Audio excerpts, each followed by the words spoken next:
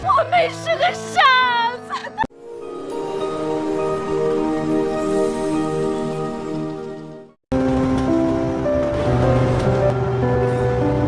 Film pun dimulai, dengan diperlihatkan seorang wanita bernama Jiliang, yang sehabis pulang dari liburannya di luar kota, dan ia pun kini berjalan sendirian. Namun tanpa disadari, terdapat sesosok bertopeng yang mengintainya dari belakang, dan seketika itu,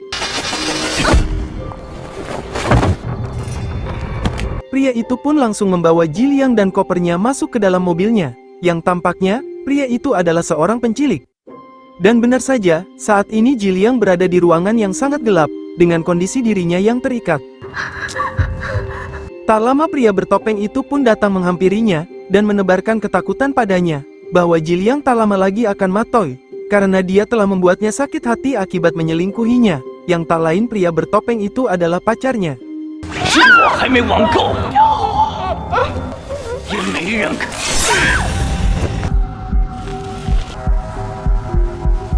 Sosok itu pun membuang jasad Jiliang di TPA, yang tak sengaja ditemukan pemulung di sana di dalam kopernya.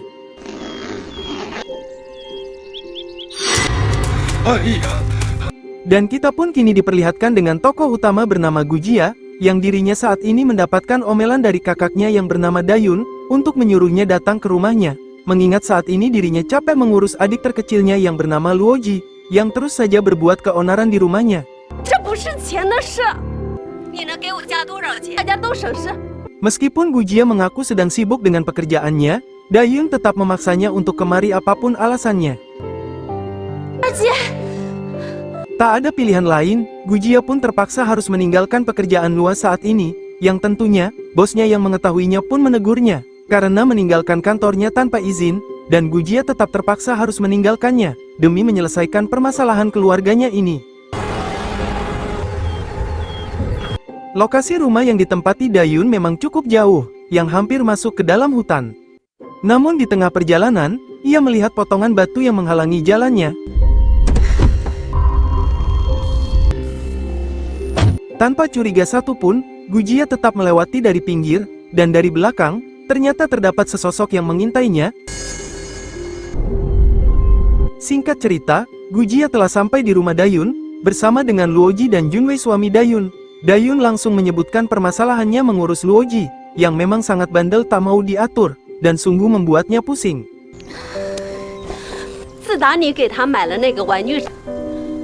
Di sini semenjak orang tua mereka tiada, Gujia selama ini menitipkan adiknya yang memang memiliki gangguan mental pada kakaknya selama setahun, agar dirinya bisa konsen dengan pekerjaannya, dan tak lupa terus memberikan sedikit gajinya pada Dayun untuk jasa merawatnya. Tetapi kali ini Dayun sudah capek mengurus Luoji, sehingga ia menyuruh Gujia untuk membawa Luoji pulang ke rumahnya. Gujia pun mencoba memohon kembali pada Dayun untuk tetap merawat adiknya, dan ia berjanji akan menambahkan 2 kali lipat untuk biaya perawatannya itu.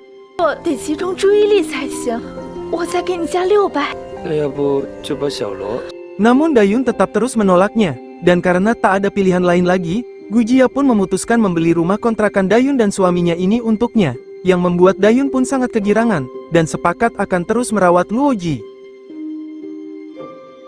Tetapi Luoji sendiri sebenarnya ingin tinggal bersama Gujia, meskipun Gujia memang dari awal sudah tak sanggup merawatnya.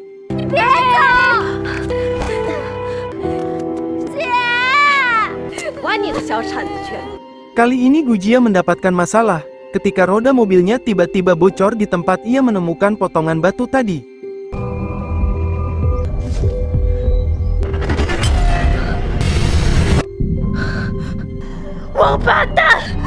Hal itu sungguh membuatnya kesal, dan tak tahu ia harus berbuat apa lagi.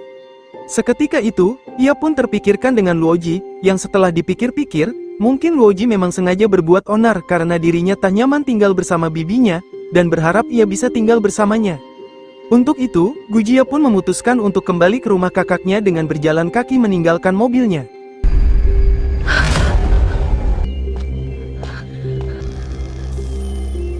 Sesampainya di sana, ia melihat Luoji yang mendapatkan perilaku buruk pada Dayun, sehingga Gujia pun membatalkan kesepakatan itu untuk membeli rumah kontrakannya ini, dan mengajak Luoji untuk pergi bersamanya.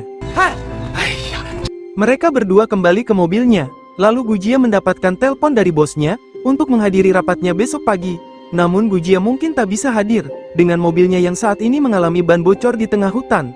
Di saat Luoji sedang bermain dengan sekop mainannya, muncul bayangan seseorang dari belakang. 他们一会儿就过来换轮胎。 Gujia pun menenangkannya, bahwa mungkin itu hanya perasaannya saja, dan Gujia pun mengajaknya masuk ke dalam mobilnya, sembari menunggu petugas teknisi datang kemari. 姐给你准备什么了？香不香？好，来尝尝。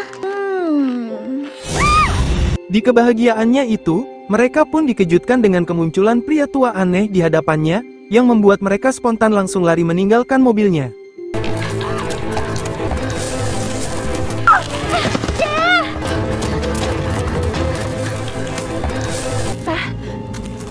他找不到这里的。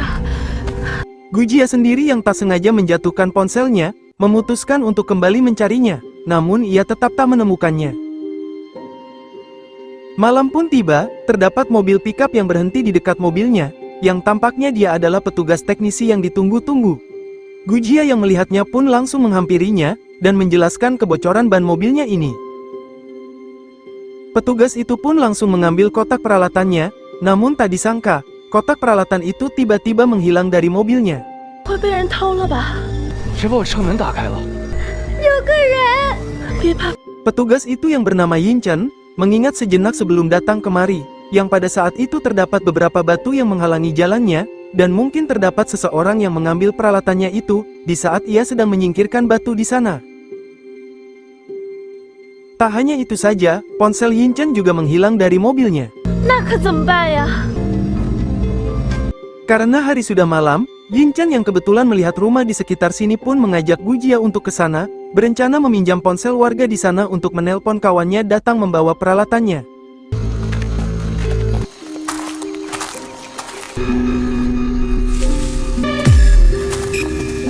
Mereka tiba di rumah tersebut, dan mencoba memanggil pemilik rumah ini, namun tak ada satupun jawaban. 有人吗？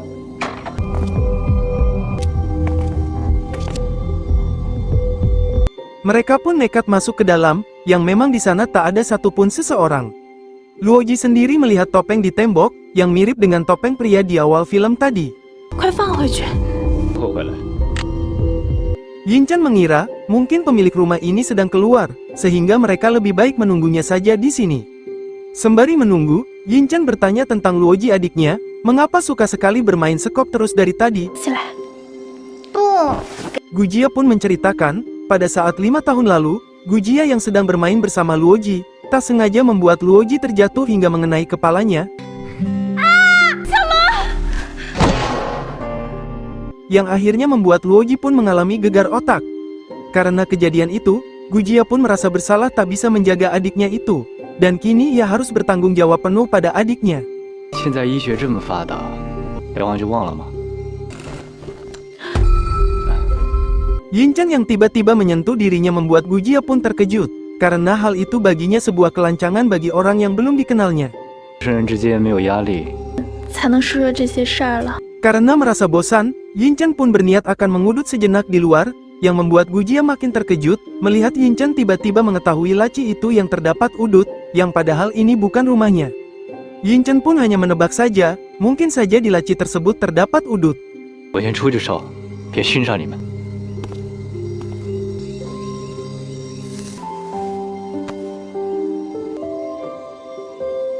Yinchen yang sedang ngudut, melihat sesuatu yang bergerak di semak-semak, namun setelah diperiksa, tak ada satupun di sana. Luoji sendiri yang mencoba mencari sesuatu di sana, ia pun mulai ketakutan melihat bercak darah di lemari tersebut. Dan ketika Gujia melihat foto pria tua yang tergeletak di lantai, pria itu tak lain pria yang menghampiri mobil mereka sebelumnya. 这里不是好地方。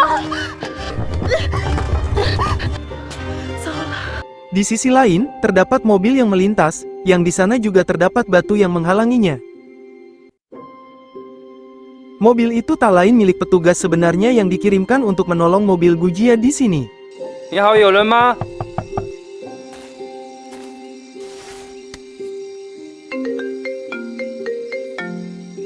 Sesuai dugaan, Yinchan yang Gujia temui bukanlah petugas yang asli, dan bisa dipastikan, sesuatu buruk akan terjadi ketika Yinchan saat ini sedang menggali tanah.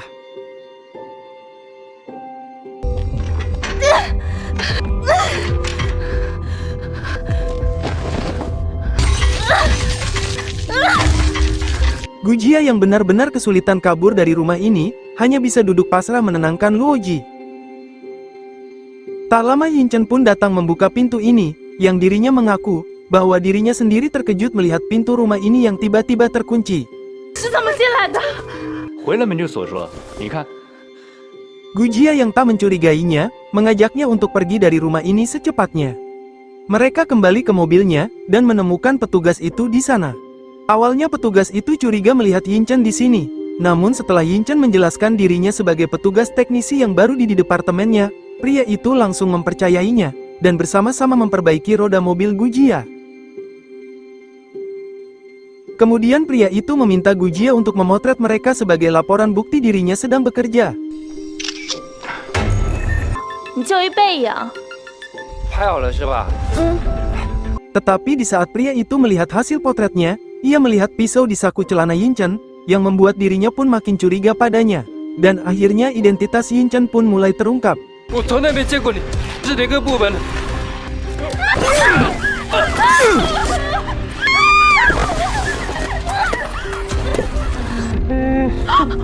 Yinchan sendiri langsung menyandra Luoji, dan menyuruh Gujia untuk tak kabur, jika dia masih ingin adiknya selamat. Sebagai kakak yang baik, Gujia pun menuruti perkataannya itu, dan memohon Yinchan untuk melepaskannya. Kemudian Yinchan memerintahkan Gujia untuk mengikat tangan adiknya segera. 姐，你帮我看着， 一会儿就不疼了啊！ 姐，疼。 Setelah itu, Yinchan menyuruhnya untuk meletakkan jasad petugas itu ke dalam mobilnya secepatnya. 快快快！ Lalu Yinchan menggiring mereka berdua kembali menuju ke rumah itu lagi, dan menyuruhnya untuk membereskan beberapa barang yang berserakan di lantai, termasuk bercak darah yang masih ada di sana. Gujia pun menanyakan kabar tentang pemilik rumah ini, dan Yinchan pun menjawab bahwa dirinya berhasil menyingkirkannya di saat ia berpura-pura menjadi seseorang yang tersesat di hutan ini.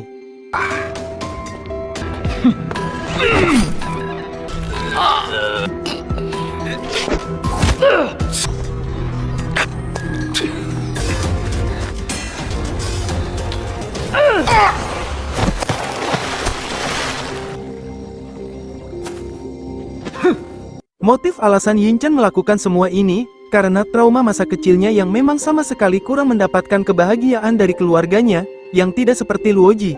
Meskipun kondisinya sedang mengalami gangguan mental, dia masih tetap mendapatkan kasih sayang dari kakaknya. Dari awal memang Yinchan sudah mengincar Gujia, termasuk dia sendiri juga sebenarnya telah menghabisi pacarnya, karena iri dengan kebahagiaan yang mereka miliki. 走。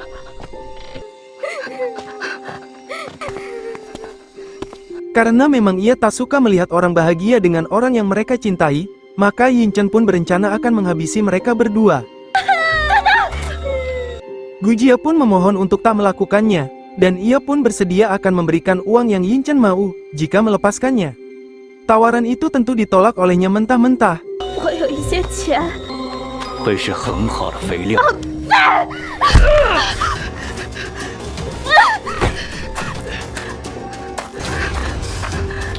别躲了！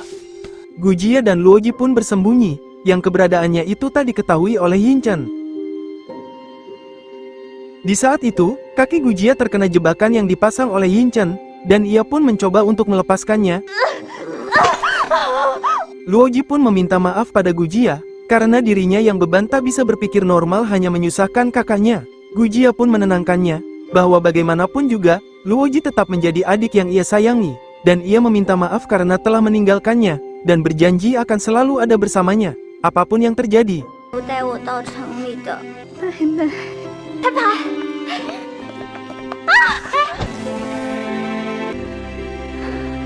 累不累？我再也不跟你分开。 都想跟你在一起。 Oleh karena itu, Gujia pun bertekad akan melawan Yinchan seorang diri, dan jika ia tak selamat, maka Luoji segera lari sekuat tenaga dari tempat ini. 姐。Gujia pun perlahan-lahan keluar dari persembunyiannya, namun dari belakang, muncul Yinchan yang berhasil menemukannya.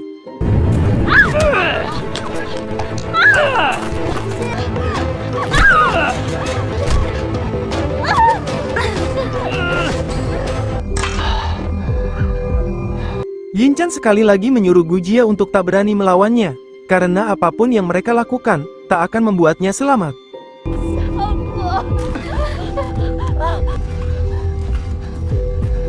Lalu Yinchan kembali menggiring mereka menuju ke kuburannya itu.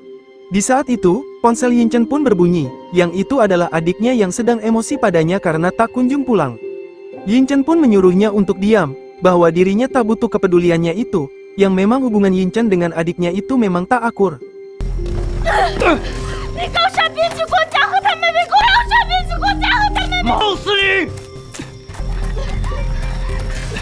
Gujia dan Luoji pun tak bisa lari, karena di depannya terdapat sungai. Karena tak ada pilihan lagi, mereka berdua pun langsung melompat, yang membuat Yinchan pun kembali kehilangan jejaknya.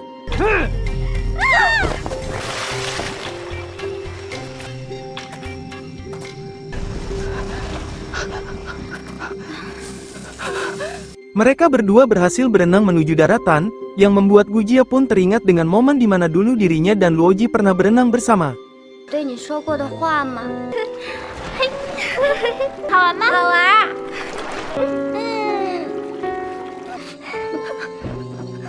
Semua kenangan itu benar-benar membuat mereka pun saling menangis, bahwa mereka semua dulunya pernah mengalaminya dengan bahagia.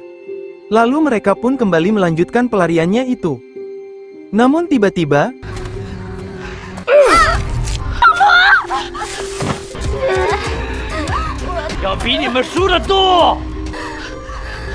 Gujia pun memohon untuk tak membunuh adiknya, bahwa adiknya tak memiliki akal sehat untuk menghadapi penderitaan ini semua. Jadi ia meminta Yinchan untuk mengampuninya, dan Gujia rela jika harus menggantikan kematiannya. Yinchan pun sama sekali tak menghiraukannya, karena dirinya sendiri tak ingin terus merasakan iri melihat orang lain terus mendapatkan kebahagiaan. Tepat di belakangnya, muncullah pria tua penghuni rumah tadi yang masih hidup, dan Gujia pun mencoba melawan bersamanya.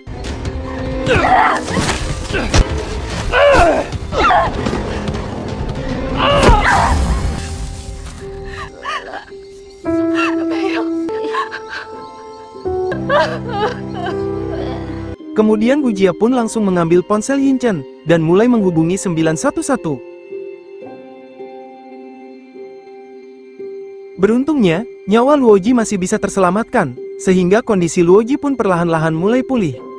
Luoji yang telah siuman, dan tak sengaja melihat catatan kecil milik kakaknya, yang dirinya kini memilih untuk tetap mempertahankan karirnya itu apapun yang terjadi.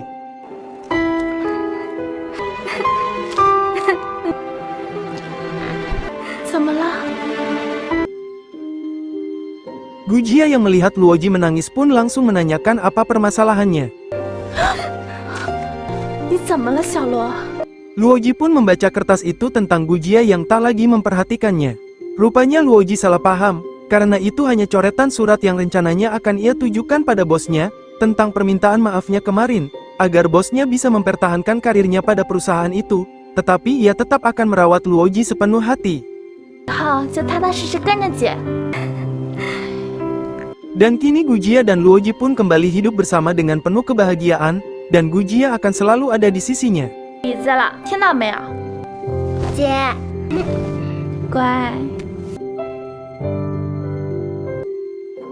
Terima kasih sudah menonton alur cerita film ini yang berjudul Abandoned Mountain Soul Chilling. Tulis komentarmu tentang video ini. Jika suka dengan video ini, klik like, share, dan subscribe untuk mendapatkan notifikasi video terbaru selanjutnya. Dan semoga kalian semua diberi kesehatan dan dilancarkan rezekinya selalu.